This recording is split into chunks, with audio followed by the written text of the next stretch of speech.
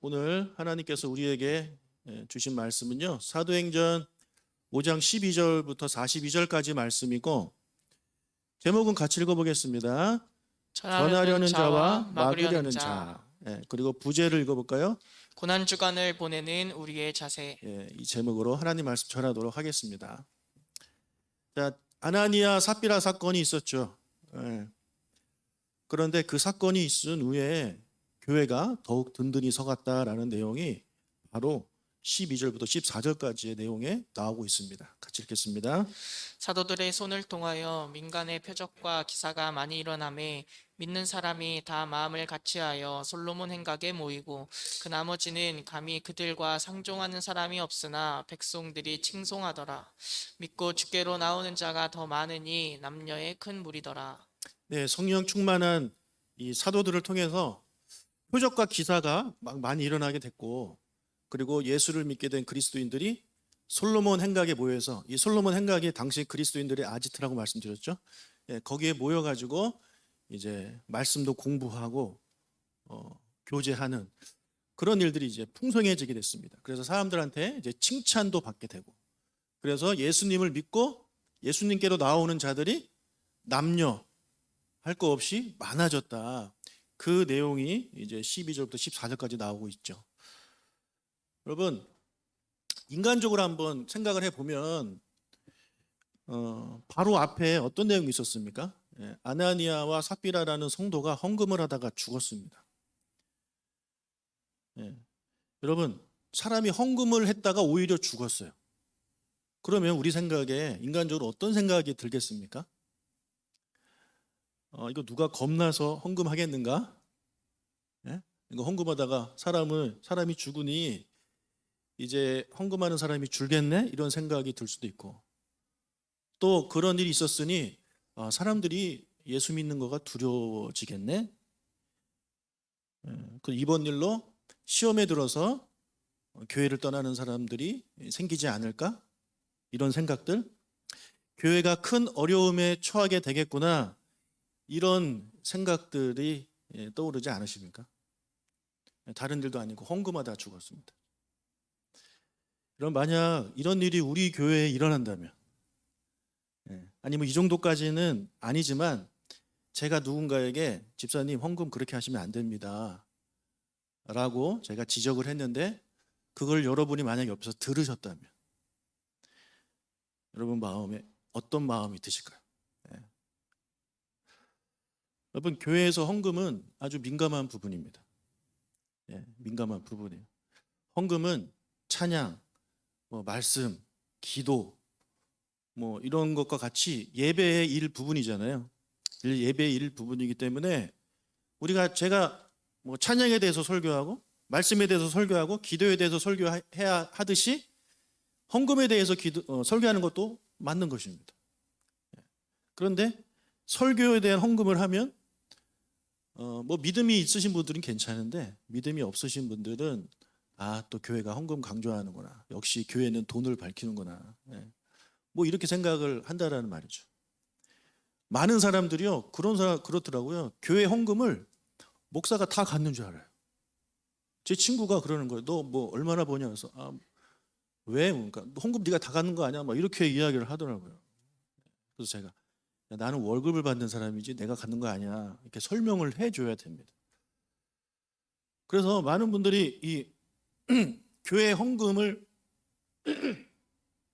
목사가 마음대로 막 쓰고 목사가 다 가져가고 이러니까 헌금에 대해서 설교를 하면 되게 부정적으로 바라고 그런다는 것이죠.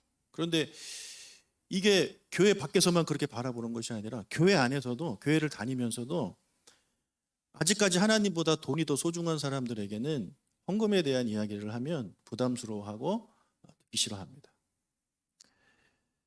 제가 지난번에 레위기 강해를 할 때 이제 재물에 대한 설교를 하면서 헌금에 대한 얘기를 했지 않습니까? 그랬더니 아니나 다를까 좀 부담스러워하는 반응이 있으시더라고요. 여러분, 헌금은 이렇게 민감한 부분이에요. 저희 교회 주보에 이제 보시면 헌금자 명단이 나가잖아요. 헌금자 명단이 나가는데 제가 헌금자 명단을 넣는 이유는 제가 부목사 때 배운 거가 있어가지고 제가 그대로 하고 있는 거거든요. 뭐냐면 일종의 영수증이라는 거예요. 성도님들이 교회에 헌금을 하셨는데 내 헌금이 제대로 교회에 드려졌는지 하나님께 드려졌는지를 어떻게 확인하냐. 예, 주보를 통해서 확인할 수 있기 때문에 주보에 명단을 넣어야 된다. 제가 그렇게 배워서 제가 생각하기에도 그게 맞는 것 같아요. 예, 그래서 주보에다가 헌금자 명단을 실는 것입니다. 근데 이것이 또 싫으신 분들이 있어요. 예, 민감해요. 그래서 제가 이 헌금, 여러분 주보를 주의 깊게 보신 분들은 아시겠지만 헌금자 명단의 이 글씨 사이즈가 다른 글씨보다 작습니다. 다른 글씨보다 작아요. 그리고 이 위치를 이번 새로운 주보 보면 위치를 그전에 헌금자가 여기 있었거든, 명단이. 근데 맨 끝으로 뺐어요. 혹시라도 조금이라도 여러분들이 오해하고 그럴까봐 그렇게 신경을 쓰면서 제가 이렇게 헌금에 대해서 생각을 하고 있는데, 여러분 이렇게까지 신경을 쓰고 있는 것이 헌금이거든요. 그런데 그 헌금에 대해서 왜 그렇게 했느냐 하고 지적을 당하고 그런 일로 사람이 죽었어요. 그러면 다른 사람들이 어떻게 생각하겠냐는 거죠. 지난 주일 설교를 저에게 한번 적용을 해 보았습니다. 저에게. 만약에 어느 분이 헌금을 하셨는데 아나니아가 했듯이 거짓말로 그렇게 헌금을 하는 것을 제가 알게 되었다면, 성령께서 저에게 말씀해 주셨다면 과연 나는 베드로처럼 그분에게 이야기할 수 있을까라는 생각을 해 보았습니다. 집사님 그러시면 안 됩니다. 헌금은 그렇게 하시면 안 됩니다. 거짓말을 하지 마시고 정직하게 내십시오 라는 말을 제가 할 수 있을까라는 질문을 저에게 한번 던져봤습니다. 못하겠더라고요. 저는 못하겠더라고요. 하나님이 그렇게 말씀하셔도 제가 못하겠더라고요. 여러분 목사에게는 성도가 잘못된 행동을 하면 성도님 그러시면 안 됩니다 라고 이렇게 권면을 해야 되는 의무가 있습니다. 그리고 그렇게 권면을 했을 때 그렇게 자꾸 권면을 해도 행동에 옮기지 아니하시면 더 위의 단계 책망을 할 수도 있는, 책망을 해야 되는 의무가 목사에게 있더라고요. 여러분 사도 바울이 빌립보 교인 중에 유오디아와 순도에가 싸웠지 않습니까? 그 싸운 것을 가지고 그가 알았을 때 그냥 모른 척한 것이 아니라 권면하잖아요. 이게 목회자의 바른 모습이라는 거죠. 그런데 저는 지난 10년 동안 제 목회를 이렇게 돌아보면 이 의무, 권면과 책망의 의무를 제가 등한시 했습니다. 왜냐하면 그분들이 저의 말로 상처받는 게 싫었고, 그다음에 그것이 걱정됐고, 더 나아가서는 그러면 교회를 떠날까봐, 특히 교회가 작을 때, 개척 교회일 때 더더욱 그랬겠죠. 그래서 말을 못하고 두려웠습니다. 권면하지 못하고 그냥 모른 척하는 거죠. 모른 척하고 두 분이 알아서 잘 하시겠지. 저분이 정신 차리시겠지. 뭐 이렇게 그냥 모른 척한 것이 저의 그런 지난 10년간의 목회였습니다. 여러분 자녀가 잘못된 행동을 해요. 근데 그거를 반복적으로 해요. 그럼 어떤 부모가 좋은 부모입니까? 그냥 두고 알아서 하겠지. 정신 차리겠지. 이렇게 하는 부모가 좋은 부모입니까? 성경적인 부모입니까? 아니면 잘못한 것에서 지적을 하고 그래도 말을 듣지 않으면 매를 듣는 것이 성경적인 부모입니까? 당연히 후자죠. 성경의 가르침은 그거거든요. 그래서 아이들이 잘못했을 때 부모가 그냥 둬서 그것이 계속 반복되면 아이들이 탈선하게 되잖아요. 그 모든 책임이 부모에게 있다는 거죠. 마찬가지라고 생각이 됩니다. 교회에 적용해도 똑같다라는 생각이 이제 들게 되는 거죠. 저는 그동안 나쁜 목사였습니다. 그러니까 사람 좋은 목사가 되고 싶었던 거죠, 저는. 그러면서 제가 해야 될 일을 안 하는 거죠. 다 알고 있으면서도 그냥 모른 척. 좋게. 제가 그렇게 모른 척 했을 때 그런 문제가 해결되었느냐? 어떻게 됐을 것 같아요, 여러분? 해결이 됐을까요? 아니요, 해결이 안 돼요. 같은 문제가 계속해서 일어나요. 예. 그로 인해서 다른 성도님이 또 상처받고, 또 반복되니까 또 이분이 또 상처받고, 교회에서 계속 어려움이 있는 거죠. 예. 그래서 교회가 갈수록 어려움을 겪더라고요. 왜? 목사가 가만히 있으니까. 목사가 아무 말 하지 않고 가만히 있으니까.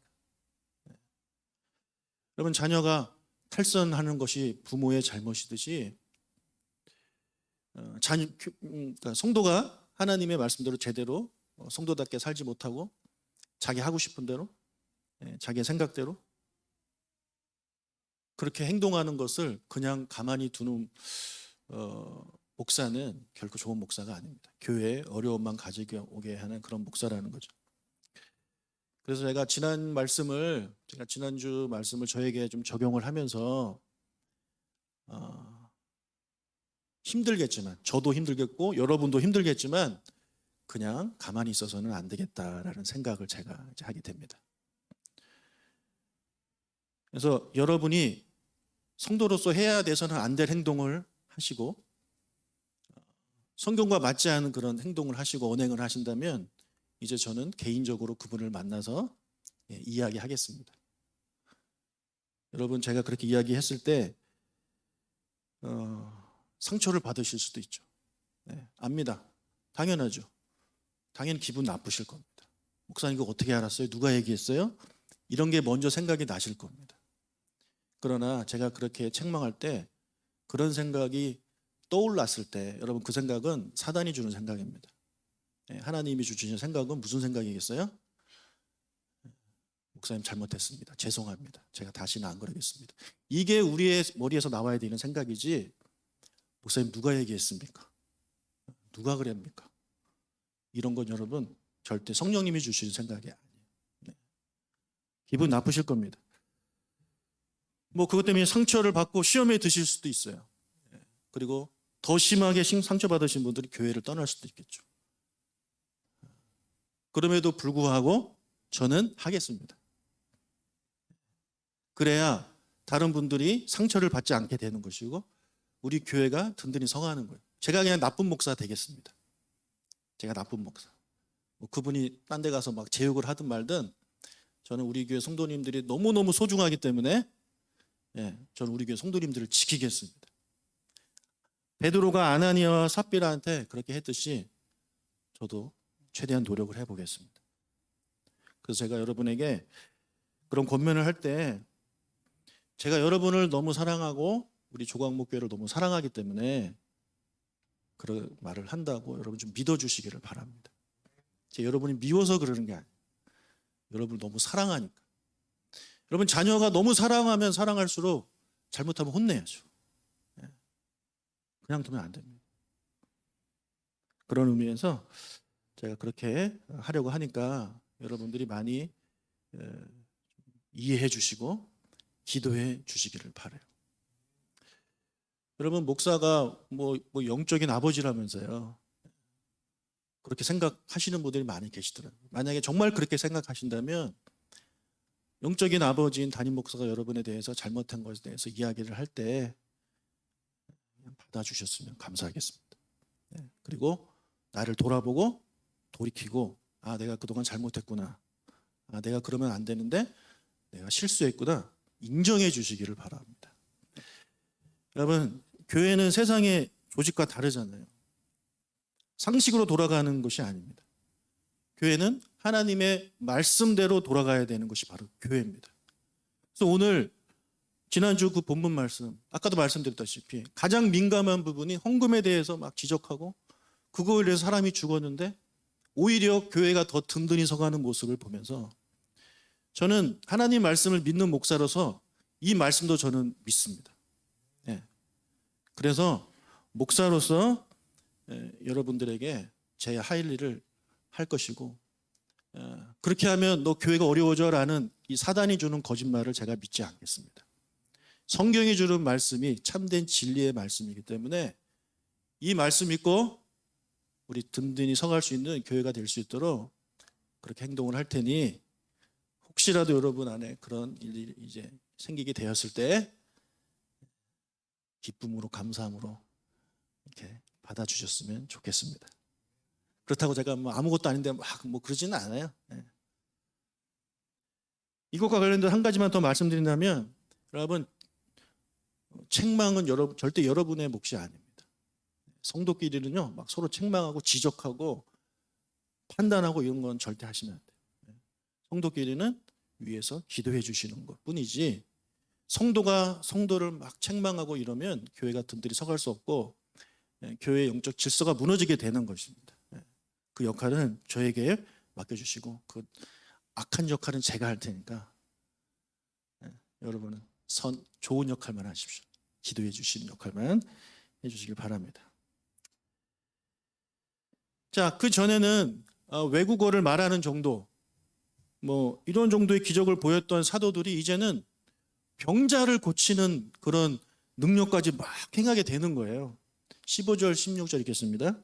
심지어 병든 사람을 메고 거리에 나가 침대와 요 위에 누이고 베드로가 지날 때에 혹 그의 그림자라도 누구에게 덮일까 바라고 예루살렘 부근에 수많은 사람들도 모여 병든 사람과 더러운 귀신에게 괴로움 받는 사람을 데리고 와서 다 나음을 얻으니라. 자, 이렇게 예수님의 제자들이 예수님이 하셨던 일들을 막 행하니까 대중들에게 인기를 끌게 되잖아요. 그래서 또 시기가 가득해진 대제사장들과 사두개인들이 이 사람들을 다시 한번 가둡니다. 그때 한번 가뒀다가 협박하고 풀어줬잖아요. 근데 다시 예수님에 대해서 전하니까 또 잡아간 거예요.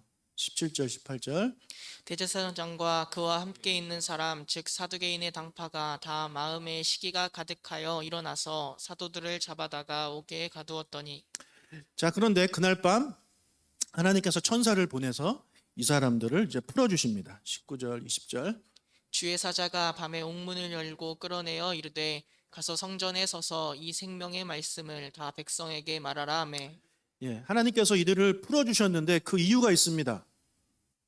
그 이유가 무엇입니까? 성전에 가서 생명의 말씀을 전하라. 이를 위해서 풀어준 거예요. 이 사람들이 불쌍해서가 아니라요, 가서 쉬라고 풀어주신 것이 아니라 너희들 다시 성전에 가서 다시 생명의 말씀을 전해라. 이것 때문에 풀어주신 것입니다. 생명의 말씀은 무엇입니까? 바로 복음이죠. 예수 그리스도가 우리를 위해서 무슨 일을 하셨고, 그리고 죽으시고 부활하신 이것에 대해서 말하는 것입니다. 이것이 생명의 말씀인 거죠. 그래서 이 복음을 전하라고 그들을 풀어주신 것입니다. 자, 근데 여기서 잘 보세요.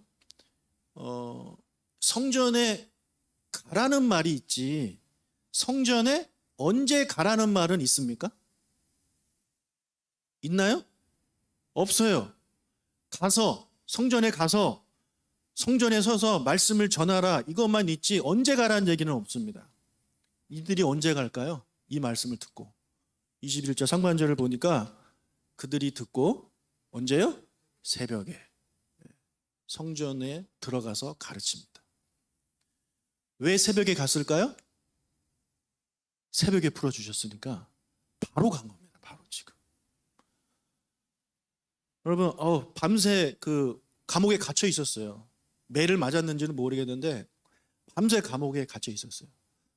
피곤하고 지치겠죠. 겁도 나고.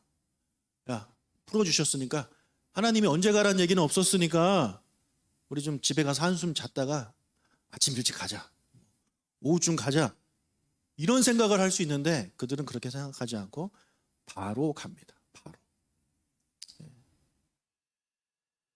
성령 충만한 사람들의 행동이 이래요. 하나님이 말씀하시면 그냥 가는 겁니다. 지금 꼭 가야 되나 이런 생각을 하지 않고 그냥 가는 거예요. 자, 이렇게 새벽에 가서 복음을 전하는 이 사도들을 대사장들이 나중에 알고 다시 잡아갑니다. 다시 잡아서 또 협박을 하는 거죠. 너희들 왜 자꾸 그러냐? 내 말하지 말라고 협박했는데. 다시는 말하지 마라. 그렇게 얘기를 했더니 제자들이 뭐라 하냐면 우리는 예수님의 증인입니다. 너희들이 죽인 예수님을 우리는 전할 수밖에 없다. 예수님의 죽음과 부활, 예수님이 메시아 되심을 우리는 전할 수밖에 없다. 이렇게 당당하게 이야기를 해요. 예. 자기들의 명령에 반항을 하니까 또 기분이 나빴겠죠. 또 힘도 있었던 사람들이고. 그래서 너무 화가 나서 제자들을 죽이려고 합니다. 33절. 그들이 듣고 크게 노하여 사도들을 없이하고자 할세. 예. 자, 죽이려고 했을 때 가말리엘이라는 사람이 잠깐 말립니다. 그리고 뭐 이런저런 이야기를 하면서 그들을 말리니까 이 사람들이 그럼 제자들을 죽이지는 않고 대신에 채찍질을 해서 다시 한번 겁을 주고 놓아줍니다. 40절. 그들이 옳게 여겨 사도들을 불러들여 채찍질하며 그 예수의 이름으로 말하는 것을 금하고 놓으니. 예. 채찍질하고 다시 한번 놓아줍니다. 절대 예수의 이름을 말하지 마라. 예. 자, 그러나 저렇게 채찍질을 당하고 저런 협박을 받았어도 사도들은요 다시 나가서 복음을 전해요. 41절 42절. 사도들은 그 이름을 위하여 능욕받는 일에 합당한 자로 여김을 기뻐하면서 공회 앞을 떠나니라. 그들이 날마다 성전에 있든지 집에 있든지 예수는 그리스도라고 가르치기와 전도하기를 그치지 아니하니라. 예, 사도들이 기뻐하죠. 오히려 이분들은 기뻐합니다. 지금 대제사장들과 바리새인들, 사두개인들한테 막 맞아도 기쁜 거예요. 이게 예수님의 말씀이잖아요. 예수님이 제자들을 불러놓고 마태복음 5장에서 그 팔복 중에 하나가 이거 아닙니까? 너희들이 날 위해서 그런 고난 받을 때 기뻐하라고. 그 말씀대로 기뻐하고 있어요. 여러분, 하나님께서 여러분을 사용하시고 하나님께서 여러분을 포기하지 아니하고 여러분에서 계속해서 말씀해 주실 때 여러분 그것을 귀찮아하지 마시고 기뻐하십시오. 네, 기뻐하세요. 제가 여러분을 책망하겠다고 했을 때 제가 만약에 여러분을 책망하면 여러분 기뻐하십시오. 아, 목사님이 나를 사랑해서 이렇게 하시는구나. 생각을 좀 바꿔서 뭐 기뻐하셨으면 좋겠어요. 그래서 이 사람도 지금 기뻐가지고 막 복음을 전해요. 예수가 그리스도라고 가르치기를 그리고 전도하기를 그치지 아니하였다. 한 번 하고 끝난 게 아니라 그치지 아니하였다. 여러분 여기서 이런 질문을 좀 던져볼 수 있겠죠. 자, 그렇다면 도대체 왜 대제사장들과 사두개인들은 이 사람들이 예수님을 전하는 것을 왜 이렇게 막으려고 했을까요? 불법을 저지르면서 때리기도 하고 협박도 하고 심지어 죽이려고 하면서까지 왜 이들이 예수님을 전하는 것을 막으려고 했을까요? 도대체 왜? 거창한 이유가 있을까요? 아닙니다. 거창한 이유 없어요. 아주 유치한 이유입니다. 뭡니까? 시기심 때문에 그렇습니다. 아까 우리 읽었잖아요. 예, 시기심 때문에 17절에 나오는 시기심 때문에 그러는 거예요. 시기심. 그냥 꼴 보기 싫은 거예요. 자기들보다 더 인기가 있는 것이. 대단한 이유가 있는 게 아닙니다. 시기심은요, 누구나 다 가지고 있는 거예요. 심지어 어린 아이들도 가지고 있는 게 그 시기심 아닙니까? 여러분, 복음을 막는 이유, 복음이 전파되는 것을 막는 이유가 막 그렇게 사악한 이유가 아니에요. 그렇기 때문에 그 복음을 전하지 못하게 하는 배후가 사탄이라는 생각을 못하게 되는 거죠. 여러분, 우리가 왜 세상에 나가서 복음을 전하지 못합니까? 왜 우리는 전도를 안 할까요? 우리가 전도하면 나라에서 여러분 잡아가서 고문합니까? 예? 여러분 협박하나요? 여러분이 복음을 전하면 나라에서 여러분에게 불이익을 준다고 그렇게 협박합니까? 그래서 안 하시는 거죠? 예. 너무 무서우니까 안 하시는 거죠. 그거 아니잖아요. 만약에 나라에서 공산국가처럼 예수 믿고 막 뭐 복음 전할 때 잡아서 고문하고 협박하고 죽이고 이런 사악한 이유, 누가 봐도 뒤에 배우가 사탄이구나를 깨닫게 되면 모르겠는데, 우리가 복음을 전하지 않는 이유는요, 그런 대단한 거 아닙니다. 사악한 게 아니에요. 이 사람들이 그랬듯이 누구나 다 가지고 있는 그런 마음이에요. 이 사람들은 시기심이었고, 우리는 왜 안 합니까? 우리는 창피하다는 생각을 많이 하죠. 창피합니다. 그리고 또 거절당할까 봐 두려운 거고. 그리고 게으름도 있습니다. 게으름. 나중에 할게요. 나중에. 이런저런 핑계. 지금은 제가 복음 전할 그게 아닙니다. 목사님 지금 코로나 시대 아닙니까? 그러니까 누구나 다 갖는 생각들. 그런 생각들을 가지고 우리가 안 하는 거 아닙니까? 그러다 보니 여러분이 전도를 안 하고 우리가 전도를 안 하는 이유가 그 배경이 배우가 사탄이라는 생각을 못 하는 거죠. 그래서 내가 지금 사탄의 말을 듣고 있구나. 내가 지금 사탄이 시키는 대로 하고 있구나라는 생각을 못 하면서 전도를 안 하는 겁니다. 만약에 그걸 안다면 여러분 기분 나빠서라도 전도하시겠죠. 그걸 모르니까. 그걸 모르니까 그냥 안 하는 겁니다. 여러분 성령이 주시는 생각은 어떤 생각이십니까? 디모데후서 4장 2절 읽겠습니다. 너는 말씀을 전파하라. 때를 얻든지 못 얻든지 항상 힘쓰라. 이 말씀이 하나님의 말씀입니다. 할렐루야. 네. 근데 사탄은 아니라고 하죠. 지금은 때가 아니야. 지금은 때가 아니야. 지금은 아니야. 일단 너부터 잘 믿어. 너가 좀 더 알아야 전도하지 않겠니? 더 신앙생활 좀 더 한 다음에, 더 배운 다음에, 더 기도해서 더 성령 충만해진 다음에 그때 전도해야 되지 않겠니라는 생각이 우리 안에 드는 겁니다. 예. 그리고 너 말 잘 못하잖아. 너 옛날에 전도해봤는데 거절당했을 때 상처 있잖아. 다시 그 아픔을 겪고 싶니? 하지 마. 그리고 너 전도할 사람도 없잖아. 너 친구도 없잖아. 너 친구들 다 교회 다니잖아. 누구한테 전도하겠어? 네 자식 지금 공부해야지 교회 다닐 때니? 이런 저런 생각들 사단이 우리에게 심어주고 우리는 그것 때문에 저 말씀대로 살지 못하는 겁니다. 우리가 얼마나 사탄에게 속고 살고 있는지 깨달을 수 있기를 주님의 이름으로 축복합니다. 여러분 제자들이 감옥에서 풀려난 후에 그 새벽에 바로 갔잖아요, 성전에. 여러분 새벽에 성전에 가면 누가 있겠습니까? 예? 몇 명이나 있겠어요, 몇 명이나. 성전에서 있는 기도 시간이 몇 시입니까? 369죠. 369, 9시, 12시, 3시가 기도 시간이니까 그때 가야 사람들이 많을 거 아니에요. 근데 그때 가는 것이 아니라 새벽에 간다는 거예요. 새벽에. 왜요? 이 말씀대로. 사단은 나중에 가, 좀 쉬었다가 이렇게 그들에게 이야기했겠지만 듣지 않아요. 이게 성령 충만한 사람의 모습이에요. 사랑하는 여러분, 성령 충만한 사람이 되셔서 이들처럼 우리가 신앙생활 하기를 바랍니다. 근데 여기서 여러분이 오해하는 게 있어요. 목사님, 저도 그렇게 하고 싶은데 성령 충만하지 못해서 못하고 있습니다. 저도 성령 충만하면 할 겁니다. 혹시 이런 생각을 갖고 계실지 모르겠는데 그 생각 사탄이 주는 생각입니다. 여러분, 성령 충만을 받는 방법 중에 하나가 무엇이냐면 기도만 한다고 성령 충만을 받는 게 아니에요. 하나님의 말씀을 듣고 내가 행동에 옮기는 삶을 살 때 성령 충만함이 오는 거예요.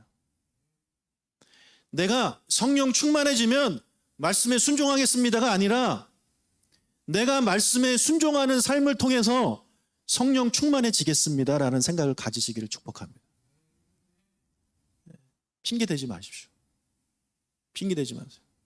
여러분의 말씀에 순종하지 않는 이유는 여러분 안에 성령 충만하고자 하는 마음이 없기 때문에 그런 거예요. 여러분 정말 성령 충만하고 싶으세요?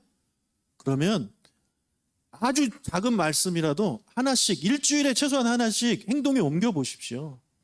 실천해 보십시오. 여러분도 모르는 사이에 성령 충만한 사람이 되어 있는 것입니다. 그래서 그전에는 아주 작은 말씀에 순종했던 사람이 점점 레벨이 올라가는 거죠. 그 다음엔 어려운 말씀도 순종하게 되는 것입니다. 그러니 성령 충만해달라고 기도만 하실 것이 아니라 성령 충만해지기 위해서 말씀대로 살려고 노력하는 여러분들이 되시길 주의 이름으로 축복합니다. 할렐루야. 네. 자, 이번 주가 이제 고난 주간이잖아요. 고난 주간 우리 어떻게 보내야 됩니까? 고난 주간 어떻게 보내야 될까요? 뭐 금식하면서 보내시는 분들도 계실 것이고, 또 금식 못하니까 뭐 제가 뭐 젊었을 때 한참 했었던 거 있었어요. 뭐 미디어 금식 뭐 이런 것도 있었어요. 한 주 동안 TV 안 보고 뭐 그런. 여러분 그게 무슨 의미가 있을까요? 그냥 여러분 몸을 괴롭게 함으로, 나를 힘들게 함으로 예수님의 고난에 동참하겠다는 생각을 그것 때문에 하는 것 같은데, 성경이 말하는 고난 주간에 참여하는 자세가 그걸까요? 카톨릭이 하듯이 나한테 괴로움을 주면서 예수님 얼마나 아프셨을까? 예수님 얼마나 아프셨을까? 이 생각하면서 울고 불고 지내는 것이 정말 고난 주간을 보내는 올바른 그리스도인의 자세일까요? 저는 아니라고 생각합니다. 그렇다고 막 너무 기쁘게 살라는 말씀은 아니에요. 그런 고난받고 여러분을 힘들게 하는 것이 고난 주간을 제대로 보내는 게 아니라는 거죠. 고난 주간에는요, 여러분, 주님의 고난을 묵상해야 되는데, 주님의 고난을 묵상하면 필연적으로 따라오는 게 있습니다. 바로 예수님의 사랑입니다. 왜 예수님이 고난을 당하셨습니까? 우리를 사랑하시기 때문에. 왜 하나님께서 그분의 독생자 아들 예수가 고난 당할 것을 아시면서도 이 땅에 보내셨나요? 우리를 사랑하시기 때문에. 그래서 고난 주간에 우리가 묵상해야 할 것은 얼마나 아프셨을까가 아니라 그 크신 하나님의 사랑을 묵상하는 거예요. 그 크신 하나님의 사랑. 그러면 그 크신 하나님의 사랑을 묵상하는 삶을 살면 어떤 일이 벌어지겠습니까? 그 사랑에 감사하게 되는 것이고, 그 사랑을 전해야 되겠다는 데까지 가게 되는 것입니다. 이 사랑 나만 받아야지라는 생각을 하게 되는 사람은요, 하나님의 사랑을 제대로 이해하지 못한 사람입니다. 하나님은 이 세상을 사랑하셨잖아요. 그죠? 여러분만 사랑하신 게 아니라 이 세상을 사랑하셨어요. 그래서 이 땅에 독생자를 보내주시고 십자가 달려 돌아가신 거예요. 그러면 이 사랑을 제대로 묵상했다면 나만 하나님을 잘 섬겨야지 해서 멈추지 않습니다. 이 사랑을 알지 못하는 사람들에게 이 하나님의 사랑을 전해야 되겠다라는 생각까지 가게 되는 거예요. 여러분, 이게 고난주간을 제대로 보내는 그리스도인의 자세입니다.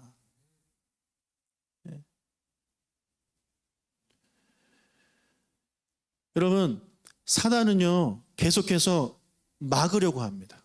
여러분이 복음을 전하지 못하게.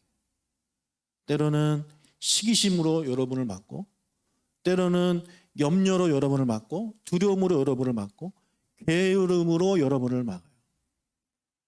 이런저런 핑계를 통해서 여러분을 막으려고 합니다. 우리는 전하려는 자의 삶을 살아야 됩니다. 그래서 이번 주간에 정말 여러분 예수님의 고난에 동참하고자 원하시는 분은요, 복음을 전하세요. 복음을 전해서 좀 멸시도 당해보시고 무시도 당해보시고 거절도 당해보세요. 그게 진짜 예수님의 고난에 동참하는 거지, 핸드폰 안 하고 뭐 TV 안 보고 금식하고 이게 예수님의 고난에 동참하는 게 아닙니다. 복음 전하십시오. 복음 전하세요. 그리고 복음 전했을 때 남편한테 욕을 먹고 자식한테 무시를 당했을 때 기뻐하세요. 정말 여러분이 그렇게 고난에 동참하면서 복음을 전했는데 그런 멸시를 당하고 무시를 당할 때 여러분 기쁨의 눈물을 흘릴 것입니다. 사도들이 아까 느꼈던 그런 기쁨을 여러분이 느끼게 될 것입니다. 그것이 성경에 나오는 내용이 아니라 여러분의 삶에 그대로 나타날 것입니다. 말씀대로 삽시다, 우리. 때를 얻든지 못 얻든지 말씀을 전하려고 노력하는 삶을 사는 저와 여러분이 되시기를 주님의 이름으로 축복합니다. 할렐루야. 아멘.